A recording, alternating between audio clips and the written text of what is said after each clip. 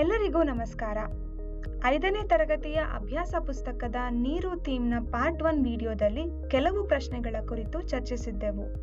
ಈಗ ಇದೇ ಥೀಮ್ನ ಮತ್ತಷ್ಟು ಪ್ರಶ್ನೆಗಳನ್ನು ಹೇಗೆ ಉತ್ತರಿಸುವಾಗ ಗಮನಹರಿಸಬೇಕಾದ ಅಂಶಗಳು ಯಾವುವು ಮತ್ತು ಆ ಪ್ರಶ್ನೆಗಳನ್ನು ಉತ್ತರಿಸಲು ವಿದ್ಯಾರ್ಥಿಗಳಲ್ಲಿ ಯಾವ ಕೌಶಲ್ಯಗಳನ್ನು ವೃದ್ಧಿಸಬೇಕು ಎಂಬುದನ್ನು ಚರ್ಚಿಸೋಣ. ಈ ಥೀಮ್ 4ನೇ ತರಗತಿಯಲ್ಲಿರುವ ಹನಿಗೂಡಿದರೆ ಮತ್ತು ಜಲಮಾಲಿನ್ಯ ಅಧ್ಯಾಯಗಳು ಮತ್ತು 5ನೇ ತರಗತಿಯಲ್ಲಿರುವ ನೀರು ಅಧ್ಯಾಯವನ್ನು ಒಳಗೊಂಡಿರುತ್ತದೆ. ಈ ಥೀಮ್ಗೆ ಪರಿಗಣಿಸಲಾಗುವ 3ನೇ ತರಗತಿಯ ಕಲಿಕಾಫಲಗಳು ಹೀಗಿವೆ. ಅದೇ ರೀತಿ 4ನೇ ಮತ್ತು 5ನೇ ತರಗತಿಯ ಕಲಿಕಾಫಲಗಳನ್ನು ಸಹ ಇಲ್ಲಿ ನೋಡಬಹುದು. ಅಭ್ಯಾಸ ಪುಸ್ತಕದ ಈ ಥೀಮ್ನಲ್ಲಿ ಕೇಳಲಾಗಿರುವ 4ನೇ ಪ್ರಶ್ನೆಯನ್ನು ನೋಡೋಣ. ಪ್ರಶ್ನೆ ಹೀಗಿದೆ: ಕೆಳಗೆ ಕೊಟ್ಟಿರುವ ನದಿಯ ಚಿತ್ರವನ್ನು ಗಮನಿಸಿ. ಇಲ್ಲಿ ಗರಿಷ್ಠ ಮಟ್ಟದ ಕಲ್ಮಶಗಳನ್ನು ಯಾವ ಸ್ಥಳದಲ್ಲಿ ನೋಡಬಹುದು? ಇದಕ್ಕೆ ಸರಿಯಾದ ಉತ್ತರ ಆಯ್ಕೆ ಡಿ. ಈ ಪ್ರಶ್ನೆ ಏನನ್ನು ಪರೀಕ್ಷಿಸುತ್ತಿದೆ ಎಂದು ನೋಡೋಣ. ಇಲ್ಲಿ ಜಲಮಾಲಿನ್ಯ ಮತ್ತು ಮಾಲಿನ್ಯಕಾರಕಗಳ ಜ್ಞಾನವನ್ನು ಪರೀಕ್ಷಿಸುವುದು ಈ ಪ್ರಶ್ನೆಯ ಉದ್ದೇಶವಾಗಿದೆ. ಹಾಗಾಗಿ ಇದು ಜಲಮಾಲಿನ್ಯ ಎಂಬ ಪರಿಕಲ್ಪನೆಯನ್ನು ಒಳಗೊಂಡ ಪ್ರಶ್ನೆಯಾಗಿದೆ. ಈ ಪ್ರಶ್ನೆಯನ್ನು ಉತ್ತರಿಸಲು ವಿದ್ಯಾರ್ಥಿಗಳು ಮಾಲಿನ್ಯಕಾರಕಗಳು ಮತ್ತು ಮಾಲಿನ್ಯದ ಕಾರಣಗಳನ್ನು ಗಮನಿಸಿ ಅವುಗಳನ್ನು ಗುರುತಿಸಬೇಕು. ಹಾಗಾಗಿ ಈ ಪ್ರಶ್ನೆಯನ್ನು ಕೇಳುವ ಮೂಲಕ ವಿದ್ಯಾರ್ಥಿಗಳ ವೀಕ್ಷಣೆ ಮತ್ತು ಗುರುತಿಸುವಿಕೆಯ ಕೌಶಲ್ಯಗಳನ್ನು ಪರೀಕ್ಷಿಸಲಾಗುತ್ತದೆ. ವಿದ್ಯಾರ್ಥಿಗಳು ಯಾವುದೇ ಗೊಂದಲಗಳಿಲ್ಲದೆ ಪ್ರಶ್ನೆಗಳಿಗೆ ಸುಲಭವಾಗಿ ಉತ್ತರವನ್ನು ಕಂಡುಕೊಳ್ಳುವುದಕ್ಕೆ ಏನು ಮಾಡಬೇಕು ಅನ್ನೋದನ್ನ ಈಗ ತಿಳಿದುಕೊಳ್ಳೋಣ. ಇಲ್ಲಿ ನಾವು ವಿದ್ಯಾರ್ಥಿಗಳು ಪಾಲಿಸಬಹುದಾದ ಕೆಲವು ಹಂತಗಳನ್ನು ನೋಡೋಣ. ಮೊದಲಿಗೆ ವಿದ್ಯಾರ್ಥಿಗಳು ಕೊಟ್ಟಿರುವ ಚಿತ್ರವನ್ನು ಸರಿಯಾಗಿ ಗಮನಿಸಿ ನದಿಯಲ್ಲಿನ ಎ, ಬಿ, ಸಿ ಮತ್ತು ಡಿ ಎಂದು ಹೆಸರಿಸಲಾದ ಪ್ರತಿಯೊಂದು ಸ್ಥಳದಲ್ಲಿ ಗಮನಿಸಿದ ಅಂಶಗಳನ್ನು ಬರೆದುಕೊಳ್ಳಬೇಕು. ಈಗ ಪ್ರತಿ ಸ್ಥಳಗಳಲ್ಲಿ ಮಾನವನ ಚಟುವಟಿಕೆಗಳ ಪರಿಣಾಮವನ್ನು ಗುರುತಿಸಬೇಕು. ನಂತರ ಜಲಮಾಲಿನ್ಯದ ಮೂಲಗಳು ಮತ್ತು ಮಾನವ ಜೀವನದ ಮೇಲೆ ಅವುಗಳ ಪರಿಣಾಮಗಳನ್ನು ನಿರ್ಣಯಿಸಬೇಕು. ಪ್ರತಿ ಹಂತದಲ್ಲಿ ನದಿಗೆ ಸೇರಲಾದ ಕಲ್ಮಶಗಳ ಪ್ರಮಾಣ ಹೇಗೆ ಹೆಚ್ಚುತ್ತಿದೆ ಎಂಬುದನ್ನು ಸೂಕ್ಷ್ಮವಾಗಿ ಗಮನಿಸಿ ಪರೀಕ್ಷಿಸಬೇಕು. ನಂತರ ಚಿತ್ರದ ಯಾವ ಸ್ಥಳದಲ್ಲಿ ಗರಿಷ್ಠ ಪ್ರಮಾಣದ ಕಲ್ಮಶಗಳನ್ನು ಕಾಣಬಹುದೆಂದು ನಿರ್ಧರಿಸಿ ನೀಡಿರುವ ಆಯ್ಕೆಗಳಿಂದ ಸರಿಯಾದ ಉತ್ತರವನ್ನು ಆರಿಸಿ ಗುರುತು ಮಾಡಬೇಕು. ಈಗ ಈ ರೀತಿಯ ಪ್ರಶ್ನೆಗಳನ್ನು ಉತ್ತರಿಸಲು ವಿದ್ಯಾರ್ಥಿಗಳನ್ನು ಹೇಗೆ ಸಿದ್ಧಗೊಳಿಸಬಹುದೆಂದು ನೋಡೋಣ. ವಿದ್ಯಾರ್ಥಿಗಳಿಗೆ ನದಿಯ ದಡದಲ್ಲಿ ಅವರ ದೈನಂದಿನ ಚಟುವಟಿಕೆಗಳನ್ನು ನೆನಪಿಸಿಕೊಳ್ಳಲು ಪ್ರೇರೇಪಿಸಿ. ನಂತರ ಈ ಚಟುವಟಿಕೆಗಳನ್ನು ನಿರ್ವಹಿಸಲು ಅವರು ಏನೆಲ್ಲ ಬಳಸುತ್ತಾರೆ ಎಂಬುದನ್ನು ಆಲೋಚಿಸಿ ಅವುಗಳಲ್ಲಿನ ಮಾಲಿನ್ಯಕಾರಕಗಳನ್ನು ಗುರುತಿಸಲು ವಿದ್ಯಾರ್ಥಿಗಳಿಗೆ ಮಾರ್ಗದರ್ಶನ ನೀಡಿ. ಈಗ ಈ ಚಟುವಟಿಕೆಗಳಿಂದ ಉಂಟಾಗುವ ಪರಿಣಾಮಗಳನ್ನು ಕಂಡುಹಿಡಿಯಲು ವಿದ್ಯಾರ್ಥಿಗಳನ್ನು ಪ್ರೇರೇಪಿಸಿ. ನಂತರ ವಿದ್ಯಾರ್ಥಿಗಳಿಗೆ ಅತಿ ಹೆಚ್ಚು ಕಲ್ಮಶಗಳನ್ನು ಹೊಂದಿರುವ ಸ್ಥಳವನ್ನು ಸರಿಯಾಗಿ ಸೂಚಿಸುವ ಆಯ್ಕೆಯನ್ನು ಗುರುತಿಸಲು ಸೂಚನೆಗಳನ್ನು ನೀಡಿ.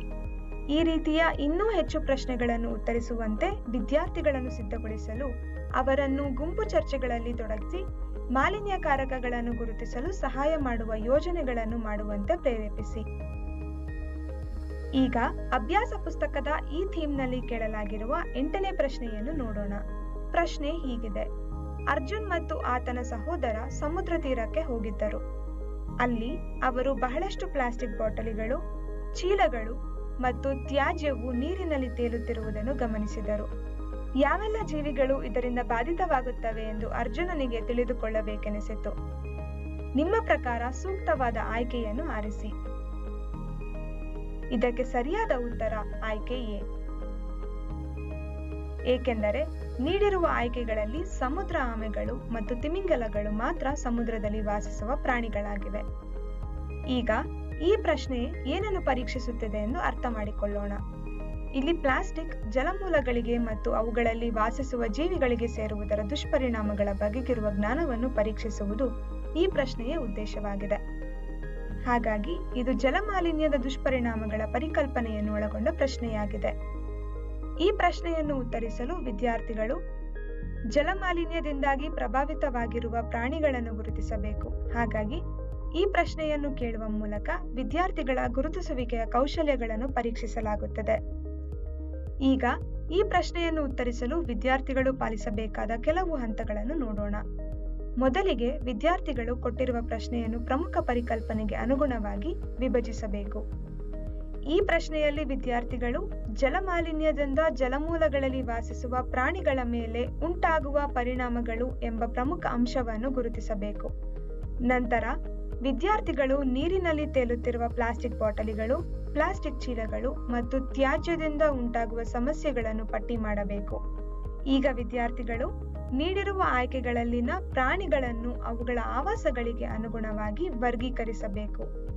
ಈ ಪ್ರಶ್ನೆಯಲ್ಲಿ ಸಮುದ್ರದಲ್ಲಿ ಉಂಟಾಗುತ್ತಿರುವ ಮಾಲಿನ್ಯದ ಕುರಿತು ಕೇಳಿರುವುದರಿಂದ ಸಮುದ್ರದಲ್ಲಿ ವಾಸಿಸುವ ಪ್ರಾಣಿಗಳನ್ನು ಗುರುತಿಸಬೇಕು. ಈಗ ಸಮುದ್ರ ಅಥವಾ ಕರಾವಳಿ ಪ್ರದೇಶಗಳಲ್ಲಿ ಸಾಮಾನ್ಯವಾಗಿ ಕಂಡುಬರುವ ಪ್ರಾಣಿಗಳನ್ನು ಒಳಗೊಂಡಿರುವ ಸರಿಯಾದ ಆಯ್ಕೆಯನ್ನು ಆರಿಸಬೇಕು. ಈಗ ಈ ರೀತಿಯ ಪ್ರಶ್ನೆಗಳನ್ನು ಉತ್ತರಿಸಲು ವಿದ್ಯಾರ್ಥಿಗಳನ್ನು ಹೇಗೆ ಸಿದ್ಧಗೊಳಿಸಬಹುದೆಂದು ನೋಡೋಣ. ಮೊದಲಿಗೆ ವಿವಿಧ ಆವಾಸಗಳನ್ನು ಗುರುತಿಸಲು ವಿದ್ಯಾರ್ಥಿಗಳನ್ನು ಪ್ರೇರೇಪಿಸಿ. ಹಾಗೆ ಬೇರೆ ಬೇರೆ ಪರಿಸರ ವ್ಯವಸ್ಥೆಗಳಲ್ಲಿ ವಾಸಿಸುವ ಪ್ರಾಣಿಗಳ ನಡುವಿನ ವ್ಯತ್ಯಾಸವನ್ನು ಗುರುತಿಸಲು ವಿದ್ಯಾರ್ಥಿಗಳಿಗೆ ಮಾರ್ಗದರ್ಶನ ನೀಡಿ. ಈಗ ಜಲಮಾಲಿನ್ಯದ ದುಷ್ಪರಿಣಾಮಗಳನ್ನು ಕಂಡುಹಿಡಿಯಲು ವಿದ್ಯಾರ್ಥಿಗಳನ್ನು ಪ್ರೇರೇಪಿಸಿ. ಜಲಮಾಲಿನ್ಯದಿಂದಾಗಿ ತೊಂದರೆಗೊಳಗಾಗುವ ಪ್ರಾಣಿಗಳನ್ನು ಊಹಿಸಲು ಹೇಳಿ. ಈ ರೀತಿಯ ಹೆಚ್ಚು ಪ್ರಶ್ನೆಗಳನ್ನು ಉತ್ತರಿಸುವಂತೆ ವಿದ್ಯಾರ್ಥಿಗಳನ್ನು ಸಿದ್ಧಗೊಳಿಸಲು ವಿವಿಧ ಪರಿಸರ ವ್ಯವಸ್ಥೆಗಳು ಮತ್ತು ಆ ವ್ಯವಸ್ಥೆಯಲ್ಲಿ ಮಾಲಿನ್ಯದ ದುಷ್ಪರಿಣಾಮಗಳ ಕುರಿತು ಯೋಜನೆಗಳನ್ನು ನಿರ್ವಹಿಸುವಂತೆ ಪ್ರೇರೇಪಿಸಿ. ಈ ಥೀಮ್ಗೆ ಸಂಬಂಧಿಸಿದಂತೆ ಈ ರೀತಿಯ ಹಲವಾರು ಪ್ರಶ್ನೆಗಳನ್ನು ಅಭ್ಯಾಸ ಪುಸ್ತಕದಲ್ಲಿ ನೀಡಲಾಗಿದೆ. ಈ ಪ್ರಶ್ನೆಗಳ ಕುರಿತು ಯಾವುದೇ ಸಂದೇಹಗಳಿದ್ದಲ್ಲಿ ಟೀಚೋಪಿಯಾ ಆಪ್ನಲ್ಲಿ ಅಪ್ಲೋಡ್ ಮಾಡಲಾಗಿರುವ ಸೊಲ್ಯೂಷನ್ ಡಾಕ್ಯುಮೆಂಟ್ ಅನ್ನು ಉಪಯೋಗಿಸಬಹುದು. ಹಾಗೆ ಈ ರೀತಿಯ ಹಾಟ್ಸ್ ಪ್ರಶ್ನೆಗಳನ್ನು ಉತ್ತರಿಸುವಂತೆ ವಿದ್ಯಾರ್ಥಿಗಳನ್ನು ಸಿದ್ಧಗೊಳಿಸುವುದಕ್ಕೆ ಸಹಾಯವಾಗುವ ಹಲವಾರು ಚಟುವಟಿಕೆಗಳನ್ನು ಒಳಗೊಂಡಿರುವ ಅಭ್ಯಾಸ ಹಾಳೆಗಳು, ಪಾಠ ಯೋಜನೆಗಳು, ಯೋಜನೆ ಆಧಾರಿತ ಕಲಿಕೆಯ ಮಾಡ್ಯೂಲ್ಗಳು ಮತ್ತು ವಿಡಿಯೋಗಳನ್ನು ಸಹ ಟೀಚೋಪಿಯಾ ಆಪ್ನಲ್ಲಿ ಅಪ್ಲೋಡ್ ಮಾಡಲಾಗಿದೆ. ಟೀಚೋಪಿಯಾ ಆಪ್ನ ಲಿಂಕ್ ಅನ್ನು ಈ ವಿಡಿಯೋ ಡಿಸ್ಕ್ರಿಪ್ಷನ್ನಲ್ಲಿ ನೀಡಲಾಗಿದೆ. ಈ ಎಲ್ಲಾ ಸಂಪನ್ಮೂಲಗಳು ವಿದ್ಯಾರ್ಥಿಗಳನ್ನು ಹಾಟ್ಸ್ ಪ್ರಶ್ನೆಗಳನ್ನು ಉತ್ತರಿಸುವಂತೆ ಸಿದ್ಧಗೊಳಿಸಲು ಸಹಾಯವಾಗುತ್ತವೆ ಎಂದು ಆಶಿಸುತ್ತೇವೆ. ಧನ್ಯವಾದಗಳು.